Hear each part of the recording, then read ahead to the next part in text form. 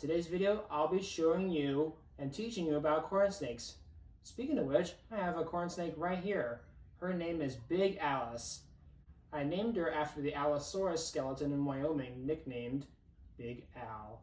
You may be wondering how corn snakes got their name, also known as red rat snakes, because the rat snakes are their closest living relative, because they are a member of the colubrid family, which makes up more than 50% of all snake species.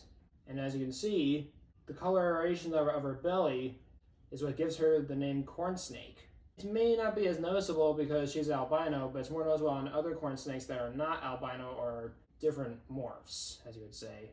Just like rat snakes, her favorite food is mostly rodents and the occasional bird eggs. Corn snakes spend most of their time on the ground, but they have been able to climb trees to get to the delicious bird eggs. So, and also for direction finding, it's in her tongue. When it comes to smelling, you may not have heard of the Jacobson's organ.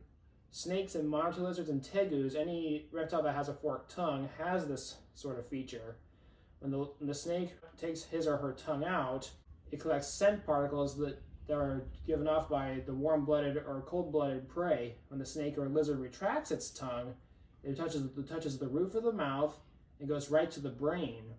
And that's how the snake finds his or her next meal. Other than that, she's been a pretty good snake.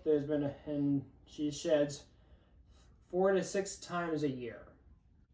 The way to tell that a corn snake is ready to shed is when you look into her eyes and her skin as it starts to cloud up. And just before she sheds her skin, things seem normal, but then the old skin comes off and a new, prettier skin comes out. And you might find this really interesting, but when a corn snake is threatened, the first thing it does is shake its tail against some dead leaves to make the sound of a rattlesnake to make predators think twice. Big Alice's food started off with smaller pinky mice, leading to fuzzy mice, and then to full-grown mice, but when she got too big for that, I had to switch her to small frozen rats, because believe it or not, frozen food is safer than live prey, because live prey can and will potentially fight for their lives. And like most snakes, Big Alice here is a constrictor, meaning that she squeezes her prey into unconsciousness and then swallow it in one piece. Because snakes cannot digest pieces of certain prey, they gulp their dinner whole. And sometimes before and after feeding, a snake would yawn, which basically is a sign of hunger or satisfaction after a decent meal. Well, that's all I have for you today. See you next time.